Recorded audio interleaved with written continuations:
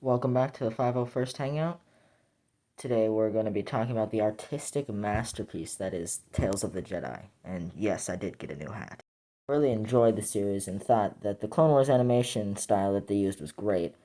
But I'm here to tell you and give a rundown of each episode, one by one. So the first episode is called Life and Death and is about the Jedi Knight Ahsoka Tano learning that she is Force sensitive. And wow, this one is an interesting episode. It's probably my least favorite, but I mean, it was still good. It starts off with a small, quiet village that doesn't stay quiet for long because the man that is Ahsoka Tano's father, Knock Ill, is now yelling at the top of his lungs. Now, I know I'd be excited too if I just had a child, but Jesus Christ. He just starts yelling out loud in the middle of the night. Who does that? It's not important. A year later, Ahsoka's mother, Pav-Ti, takes her out hunting at 1 year old. Now, I'm no child expert, but something tells me that taking a 1 year old child hunting is a bad idea. Her father is even doubtful about this whole thing, but what do I know? It's their culture, sure, but I just disagree.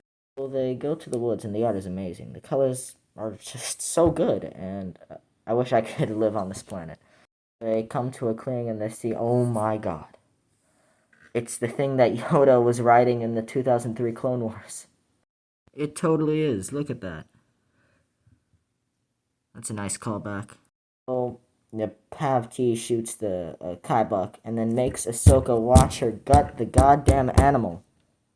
A good thing that uh, Ahsoka sees death and gets used to it because she witnesses a lot during the Clone Wars. But uh, she's 1 year old. So when Pav-T is gutting the thing, a saber-toothed tiger,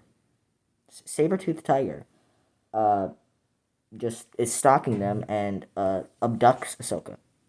The tiger runs off with Ahsoka, and um, he just plops her down in the middle of the woods, growls at her, and then Ahsoka tames it.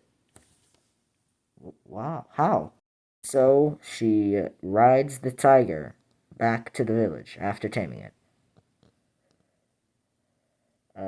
The village elder, Gantika, calls Ahsoka a Jedi. My mom brought up a great point that Gantika assumed that Ahsoka is a Jedi and not a Sith, which is a fair point. But I do have a counter argument to that statement.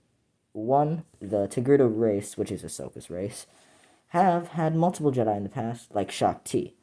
Two, the Sith have been gone or hiding from the public for hundreds of years at that point, and so no one thought that a little Togruta in the middle of nowhere would become a Sith Lord.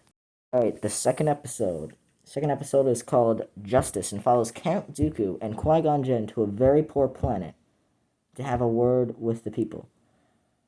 For context, the group of people kidnapped the senator of the planet's son.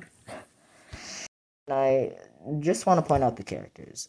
Count Dooku is voiced by the Corey Burton, the man who voices my favorite Star Wars character, Zero the Hutt. Obviously joking. Zero the Hutt is literally no one's favorite character, and if he is your favorite character, why? But for real, Corey Burton does voice my favorite character, Cad Bane. Qui-Gon also looks good and sounds great. He's actually voiced by Liam Neeson's son, so that's good. Anyway, they arrive and walk down the main street, and boy, is this a town. The sky is gray, so you know bad stuff is about to go down.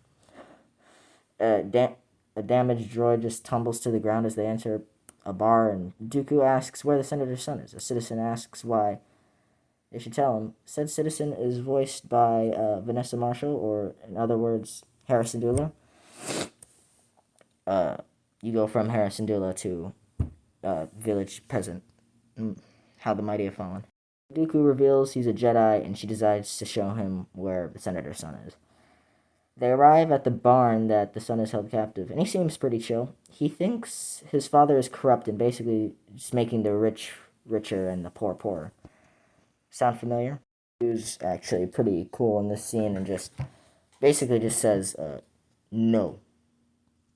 Firefight breaks out between the people and the guards, and Dooku just takes down all the guards and force chokes the senator and says corruption like him should be eradicated, which it should. The senator's son then stops Dooku from killing the senator. After that, Dooku realizes that he is trying to kill a man and stops. It's probably a good thing. The son then works to end corruption on the planet, and it's a happy ending. That's good. Next episode, titled Choices, follows Dooku and Mace Windu to the planet Raxus to investigate the death of Jedi Master Katri. Fun fact, Raxus is later the capital of the Confederacy of Independent Systems during the Clone Wars. And you can start to see for the early hate of the Jedi and the Republic later in the episode. The two Jedi are greeted by the guards, led by a guard named Hanel. Dooku is not happy with the senator's tale of how Master Catri's death went down and wants to talk to him. His name is Lyric and tells his tale of the ambush. He said that attackers jumped from the trees. Wow, that sounds exactly like the Vietnam War. Senator Lark takes them and his guards to the site. Dooku examines the trees and the damage and decides that the senator has been lying, and blaster bolts came from his direction during the assault. The senator cracks and reveals the guards killed the Jedi, and then he is shot dead by the guards. Jedi are attacked by droids that jump out of the trees. This really is like the Vietnam War, I'm telling you. Wow. Dooku and Windu, that rhymes. Dooku and Windu dismiss the attackers and kill Hanel. One guard is left and reveals that they attacked the senator and Jedi because he was stealing money to become rich, and that Jedi had become pawns to the Senate.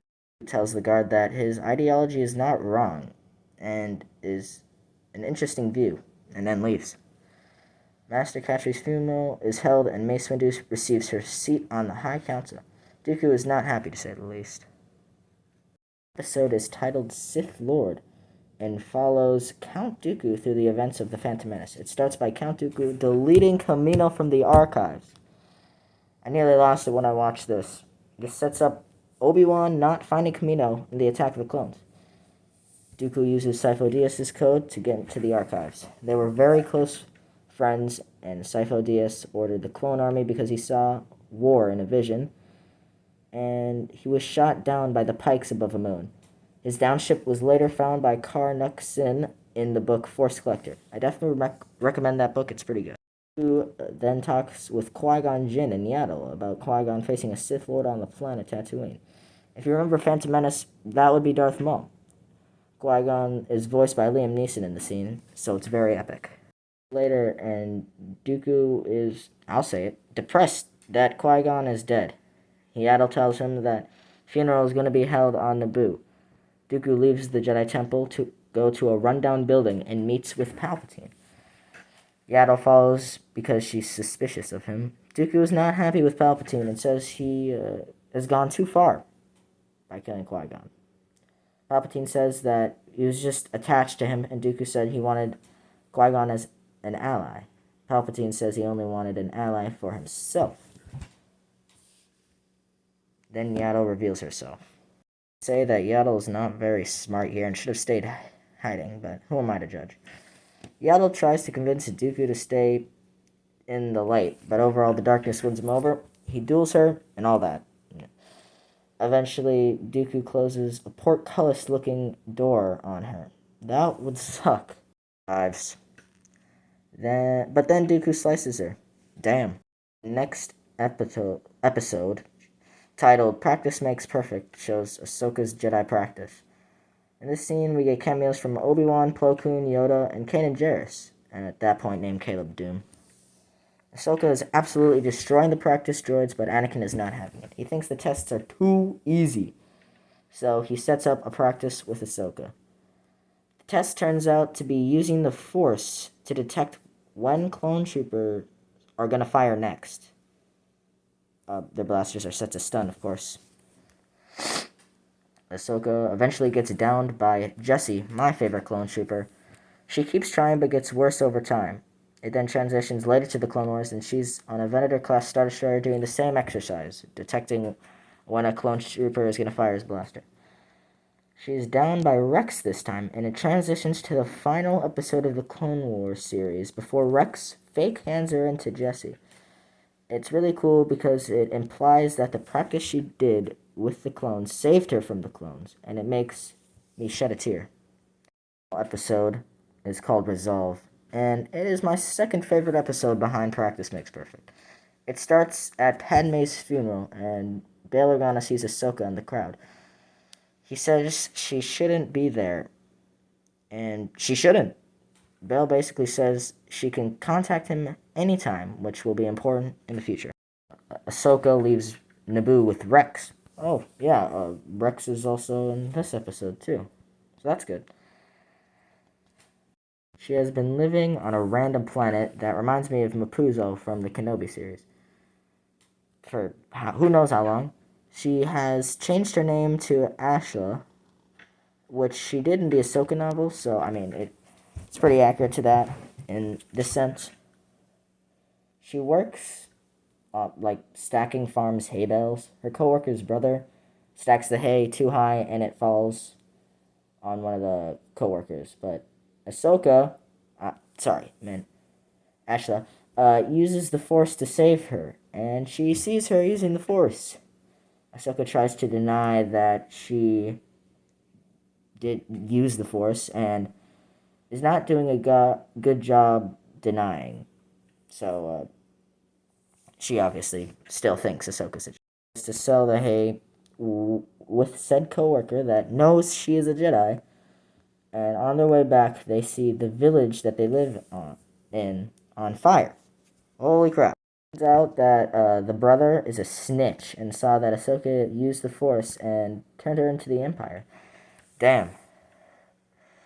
The Emperor sent out one of his goons, and by goons I meant sixth brother, who looks way different now, but he looks better now. I think he realized he didn't really look that intimidating when, like, he just didn't look intimidating, and just switched his whole vibe.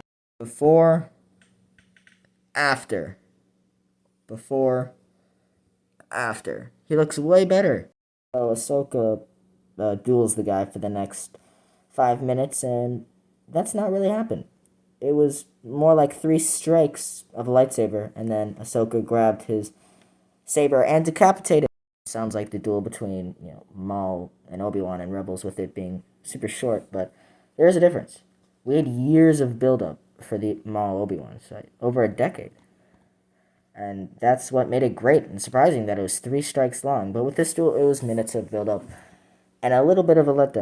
Calls up Bail Organa to take in the survivors and says she's ready to fight again. That's the end of that episode. This series came out of the blue, if you ask me, but it was honestly great. Plots were good, and the animation was top-notch, unlike Star Wars Resistance. So I like the show, and I want a season 2. This has been the 501st Hangout. Later, nerds.